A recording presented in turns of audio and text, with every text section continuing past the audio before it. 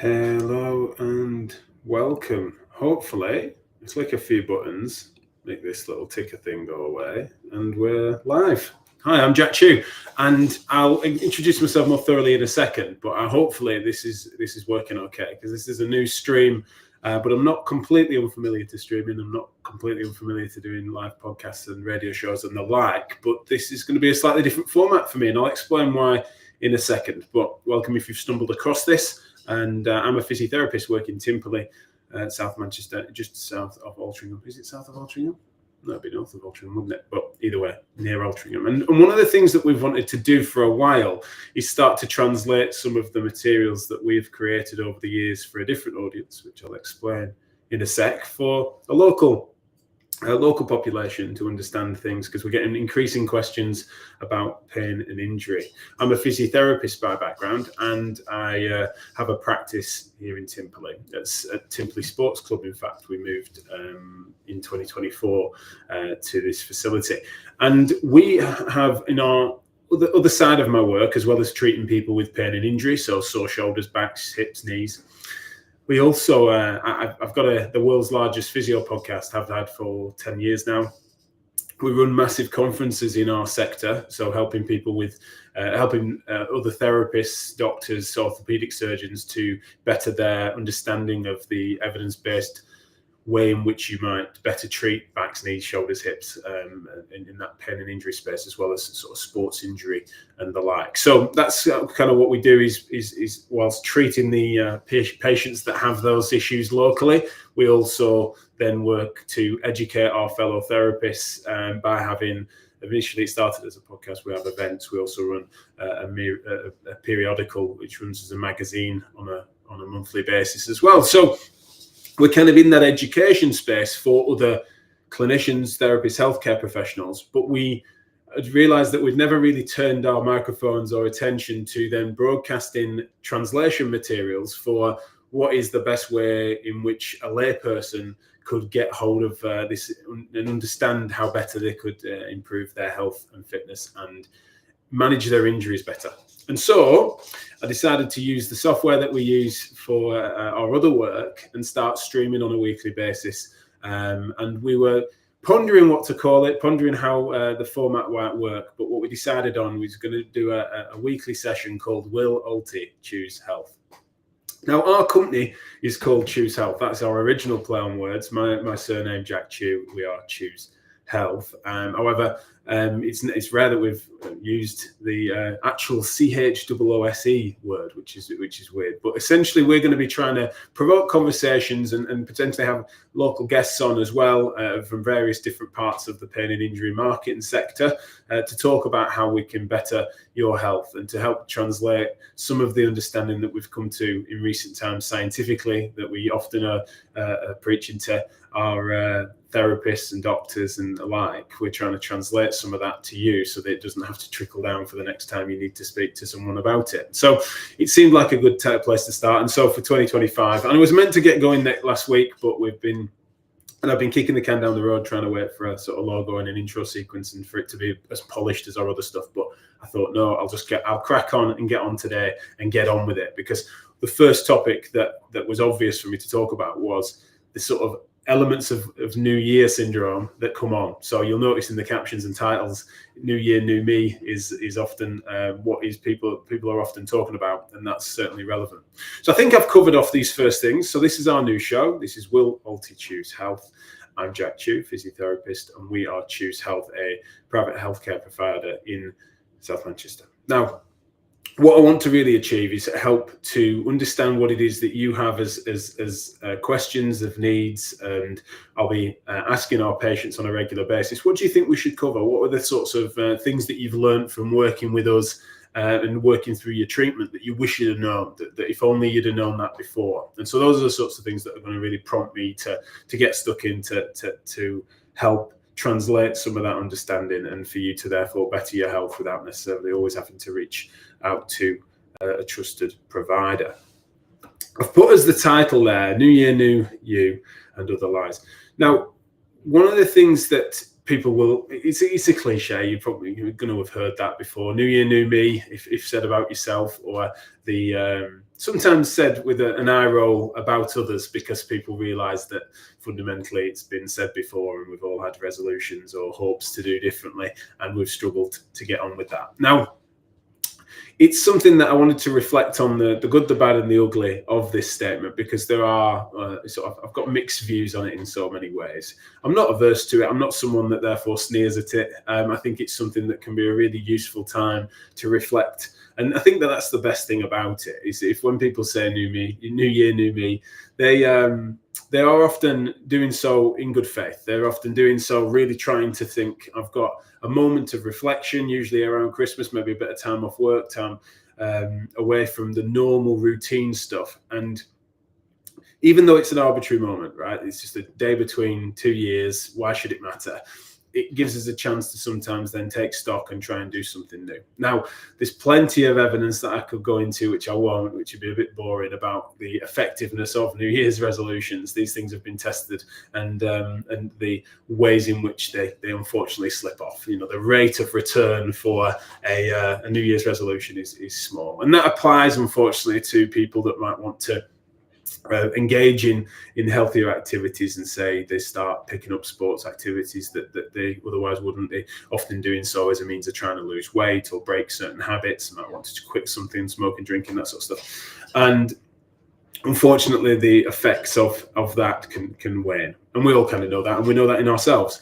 But that doesn't necessarily make them useless, and so it's unfair when people sneer too much at that. Right? Quitting something in January is no worse than quitting something or doing something differently in September. Okay, but it's just that because it's common, because a lot of people are doing it, then we've sometimes heard it all before, and we can be a bit cynical sometimes on that, and that applies in the health and fitness space as well. People can be a bit cynical there.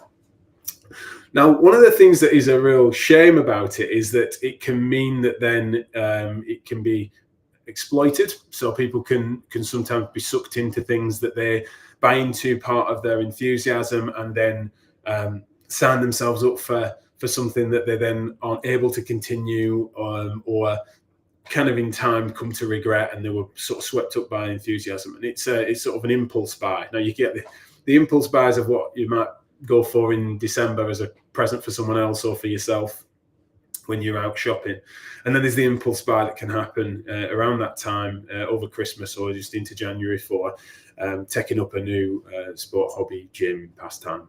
And if that fades and that fails, and or you get injured, which we'll talk about in a second, then that can be something that can be regretted. And that's one of the reasons why it can be, that sometimes it's useful, because it can help you get over that inertia when a new year comes in. But unfortunately, it can also mean that you can make rash decisions that you might come to regret, and that might affect your in pocket and also affect your motivation. It can get you down. The amount of failed attempts can sometimes then lead you to despair and feel like nothing can help. So that's definitely one of the bad sides of it. The ugly, when it comes to the good, the bad, and the ugly of New Year, New Me, is the real, for me, as a physio specialising in pain and injury, and I do a lot of second opinion work and get referrals from various different colleagues for problems that they've struggled to crack themselves, is I'm often reflecting on the fact that the ugly parts of New Year, New Me are when people overdo it, or they take up something new and have not really comprehended the capacity that they have to be able to do the tasks that they're asking for, or asking of their body, or they've underestimated what they're asking. And that is going to be tricky, and I'm going to unpack that a little bit more, because I think that's something that would be useful for me to start off with.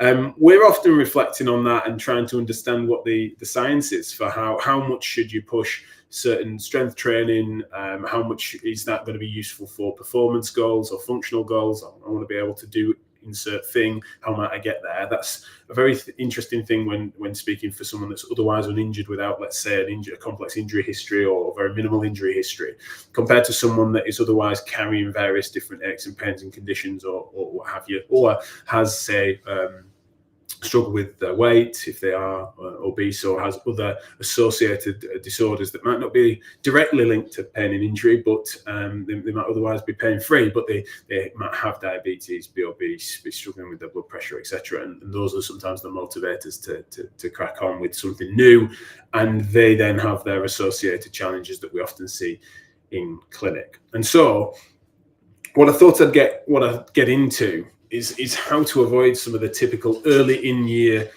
injuries. One of the first things I wanted to mention on this is that there's a bit of a cliche in my industry where the gyms are busy in January and the physio clinics are busy in February.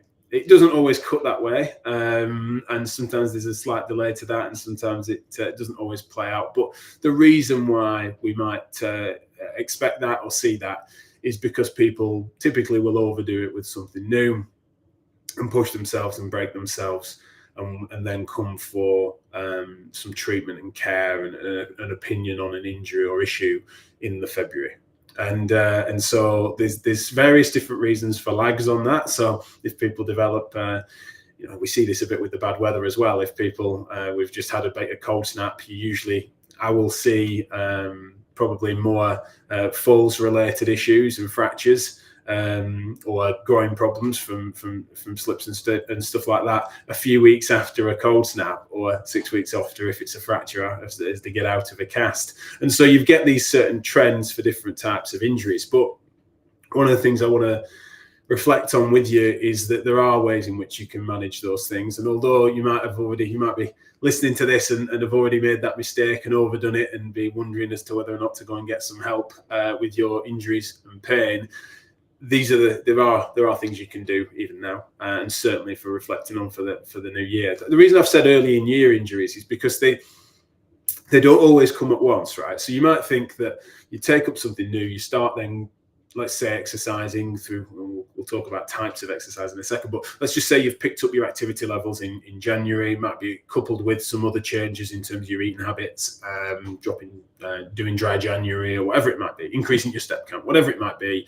You've done something new, and hopefully something new that's for the better, right? You've made a healthy decision.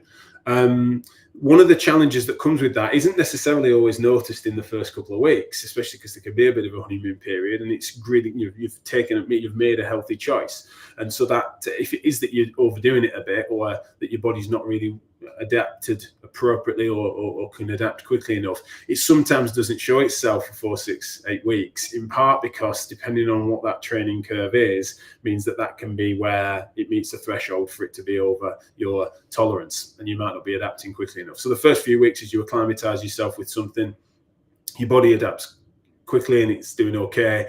And so let's just say it was taking up running, you might be fine. Say you've done a couch to 5K, I mean, that's purposely graded, but say you were doing it yourself and you were doing some walk runs first few weeks, and you were making sure, I'm going to go running 3 times a week. It might well be that you're getting away with that no problem, doing, say, let's go a mile every third day. It may well be that on training volume terms, for a variety of reasons, it might well be that it's only week 4, week 5 when you might then have gone to running 2 to 3 miles 3 times a week. The way in which that accumulates is something that people underestimate. So if you just think what I've just said there, say you were doing 3 times a week for a mile and you were starting off at that, and you think it's only a few weeks later, the fact that you might then have scaled that up because you're doing well to 2 to 3 miles, you're then going from 6, 9 miles is significant multiples of that 3 miles. It might be that the cumulative amount of running you're doing, and this applies across the board in terms of activity and exercise, right? You might think and understandably feel it's scaling slowly, but actually you've just doubled your training, right? 3 times a week for a mile went well. I'll do 2 next week. Totally understandable. And if that's, excuse me, I'm going to sneeze. Excuse me. Typical. I don't think I've sneezed for weeks, and then of course I go on air and start sneezing. But yeah, it's so easy to underestimate that. You've just basically doubled your training volume on a relatively novel activity for you. And especially if you've not done it for a while, running is to hop from one leg to another with your full body weight at speed. You've just doubled that in a matter of weeks. And so it may well be, you might get away with that, might be going fine. That's great. But it might well be that you could have done something differently and thought about that more carefully, that might have mitigated it. And so these are the sorts of things that would help you with risk reduction. And so that's a really classic error that people make is that they start something new, and then sometimes I think one of the things that I often advise, and especially when people come and some people get ahead of this and start consulting us, and especially maybe before Christmas or whatever, they start saying, what I'm looking at doing is this. Wonder if I could get your advice. Is that sensible? I've got this injury history, or these are the medical conditions I'm managing. Is that sensible? What can I do to mitigate any risks as I really want to do this, right? And sometimes that's a specific goal. It might be that I want to climb this mountain, I want to do this thing, I want to do this action challenge, or I just want to go to the gym 3 times a week. And what should I do? Or I want to start Pilates, or whatever it might be that they've kind of got as a fitness goal that they intend to do. If they're trying to get ahead of this, one of the things I'm often saying to them, depending on if they are of a sort of risk profile, so they've got a number of injuries that have not liked exercising for a while, or they have a metabolic profile, as we call it, whereby they might have diabetes or other lifestyle factors that are affecting their energy balances and stuff, then we might say that then the novelty of doing something new is probably novelty enough for you to need to just do that at quite a low dose for a bit and see how your body adapts, right? Doing something new and just doing a bit of it might maybe change enough for us to see how your body adapts. Other people that are otherwise a low injury profile, otherwise well, that just want to get their mojo back and start something new, especially if they're then doing that instead of or alongside other active hobbies, they may well be that they've got a much more of a tolerance to be able to do something different. They might feel aches and pains in different parts of their body, but if they were otherwise, did triathlons last year, but this year I really want to get into kickboxing, their ability to adapt into kickboxing, they don't need to go as cautiously. But generally speaking, the demands on different activities suit different people differently. And also, if they're carrying different injuries or particular aches and pains, those things need factoring in where possible. And so there's something to bear in mind as you consider when you're getting into something new in the new year. One of the other areas I wanted to sort of mention as terms of injury risk prevention, risk reduction, is that people will, and they can't help themselves on this, partly because of the marketing and advertising that's everywhere, as well as they might have their friends who might be fitter than they are, or things that they've done before, or they might just socialize with people that are otherwise they're wanting their advice on, right? So they're in the pub at Christmas and someone says, well, the best exercise for you with your history of back pain is insert thing. It might be yoga, Pilates, reformer Pilates. It might be going to body pump. You should do high rocks with me. You go to CrossFit because that would be able to load you up. That's what really helped me. You should scale up to doing a triathlon, or why don't you come to my run club? Insert favorite thing, right? And let's not underestimate how helpful it is sometimes to have a social circle or a circumstance where it might be that your best mate, who you want to spend more time with, who's one of your New Year's resolution wants to be socializing with them again. They've started playing paddle and love it, right? Paddle tennis. They're playing paddle, they love it. Them inviting you to play that is not something to be sniffed at, but it may well be that what they're describing as to their hip problem that managed well with it and actually did it world of good might be very different to your knee problem that might not like the twisting and turning that's involved in that straight out of the gates. And so it may well be that you go along to that and your body breaks down, you might get a bit sore. And that doesn't mean that paddle needs to be off the menu completely and that was a lesson learned forever. It may well be that was just a bit much for you that wasn't for them. One of the frustrating things is that that's not always easy to observe. It might be that you two people start a New Year's resolution either together or know of each other, and one would perceive themselves to be in a position where it's lower risk than the other. They're getting on with it fine. And we see a lot of that, and a lot of that frustration that comes from people that start at the gym or start gym classes, or they might go to to group training, group strength training, resistance training, and that they've got people that they would have thought would have needed to go steadier than they are. So why did they get away with it? Why are they doing okay and I'm not? I'm really sore from this. I haven't overdone it. Just I did the same as everyone else, and I'm the one that's struggling. There's a whole host of factors that affect injury risk, and they are very personal. And so something just to consider is that it's not always that you've got parallels that you can read over from with regards to your friends and family and others. And so when they suggest their favorite thing to do, then if there are social reasons of which that might be something that you then comply with, then great. But take with a pinch of salt, and as someone that knows this evidence very well, that when someone says that's the best type of exercise for it, and then insert, say, injury or condition, then certainly that's a big call. we've looked pretty hard for this. We've studied it well. All the decent data on this suggests that the best exercise for management of conditions, be that health conditions, injury conditions, pathologies, is the one that you're going to do on a regular basis. And so that the increasingly your patient choice or your preferred model, right? If you're someone that would love to go to a dance class, go to a Zumba class, or to go to a reformer Pilates studio, or you're someone that would rather pick up a team sport or might love to play paddle with their friends, then that is going to be a much more important factor for considering what type of activity you pick up than the specifics of that condition, that particular exercise choice biomechanically, or the way in which your friends have suggested that these things are, or it's gentle on the insert body part. So you most see that by people that would much rather do something that's a bit more lively and got their heart rate up and stuff, but they perceive that they are vulnerable enough because they've had some history of back pain that they should start with low grade, slow movements such as Pilates or yoga, when there is absolutely no evidence to suggest that that is a superior modality or type of exercise for people with a history or current back pain than, say, going to, again, an appropriately dosed aerobics class or to lift some weights. And I think that that's one of the things that can sometimes throw people off. Now, the big thing that kind of irritates people when you hear someone like me say that is that, yeah, but that's what happened to me. My back loves Pilates, hates aerobics.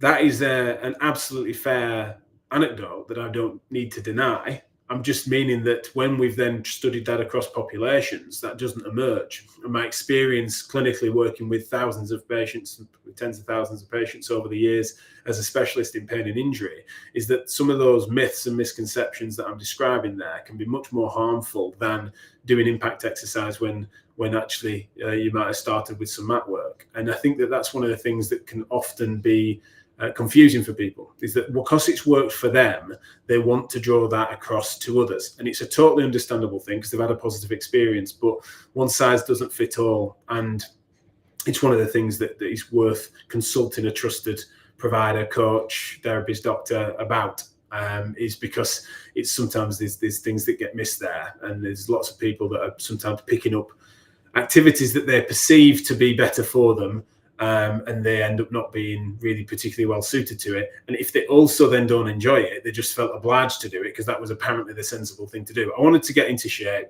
again. I wanted to get back into doing something more. And what I enjoy doing is insert thing, but actually what I was told I should do is this thing that I don't enjoy. They're less likely to go about doing it. It's not going to be successful anyway, and it also might have hurt just as much as doing the thing that they enjoyed, that they would have continued. So that's something that I see a lot of these days, and it's a real shame when that happens. Associated to that are people that have sometimes bought into this idea that if you say, let's take it to the weightlifting side, right? So when you start something, and it doesn't have to be new, but you might be just been doing it for a while, going through the motions last year, but you had a bit of a lull around Christmas and you're trying to, get back going again, is that there's something that people have made the mistake of thinking that if they just moved correctly, then they will be able to tolerate quite high loads and forces and repetitions. And, as long as you're weightlifting, let's say you just started at CrossFit, it's like happening less these days than it did, say, 10 or even 5 years ago, is that people going into CrossFit gyms and suddenly going into Olympic lifting movements.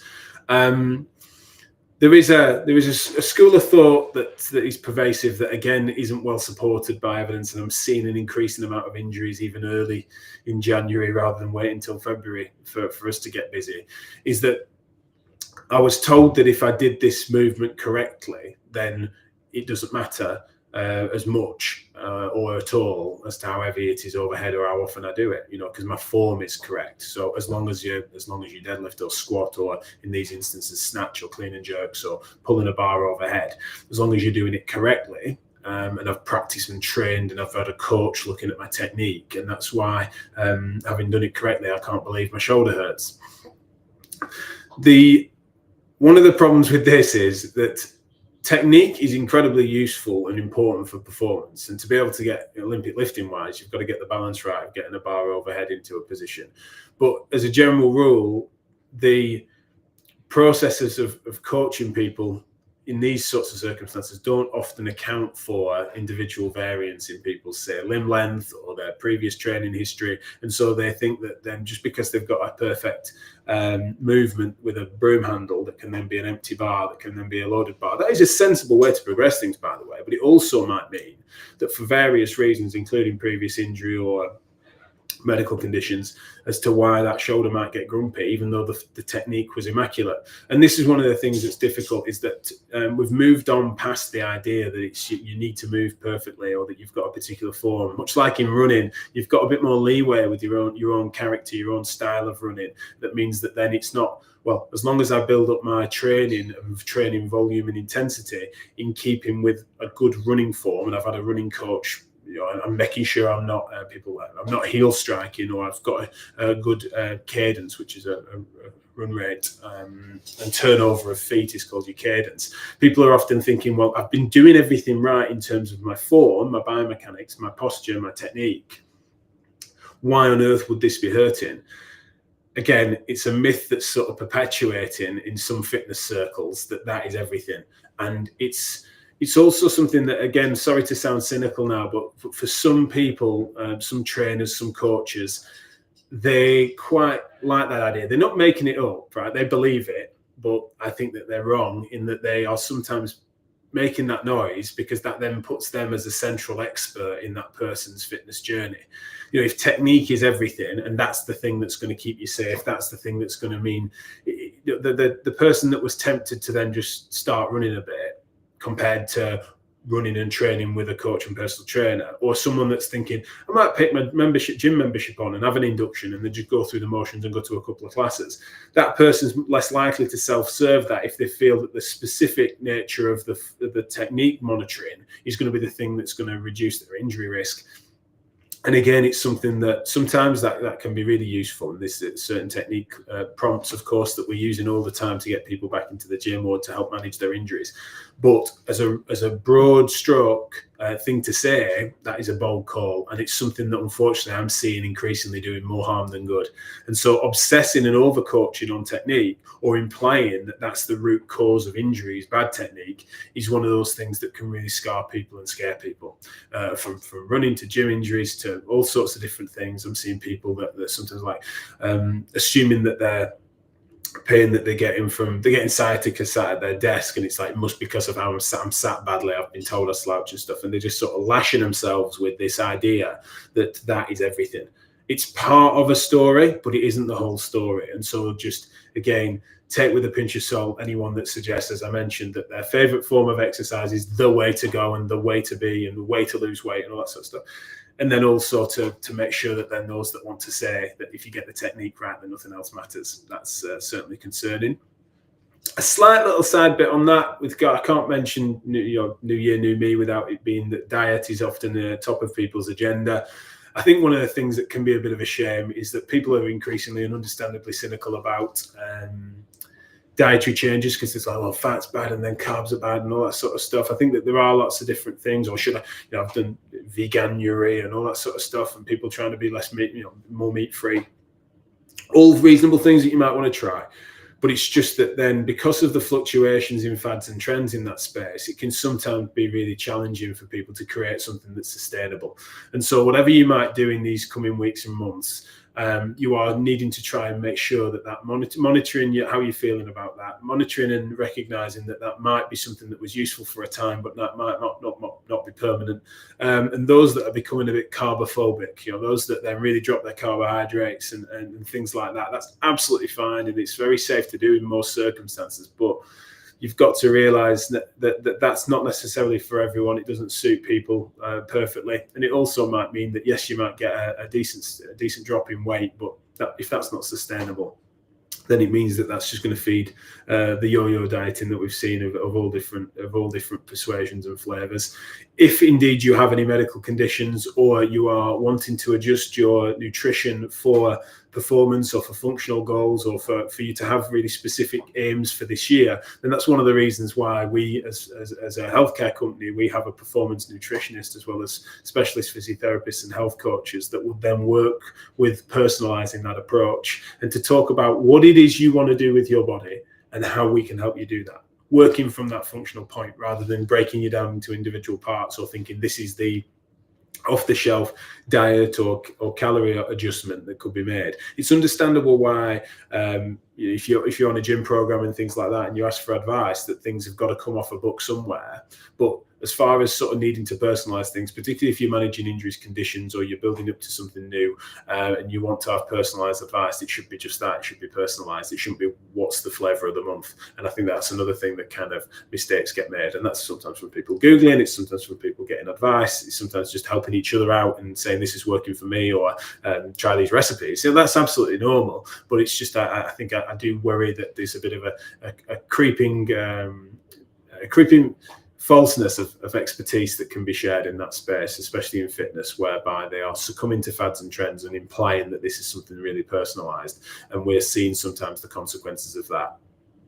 Less so at time this year for those that have just started. But if you radically change your diet, alongside either not changing and adjusting or increasing your load and volume that you're doing things with, then unfortunately that can have serious health and medical and injury consequences. You know, if your new diet is something that you think you're well adjusted to, but your bone density's dropped, you wouldn't necessarily know, and then you develop a fracture, stress fracture from all the increased running you've done. That's something I saw a lot of last year.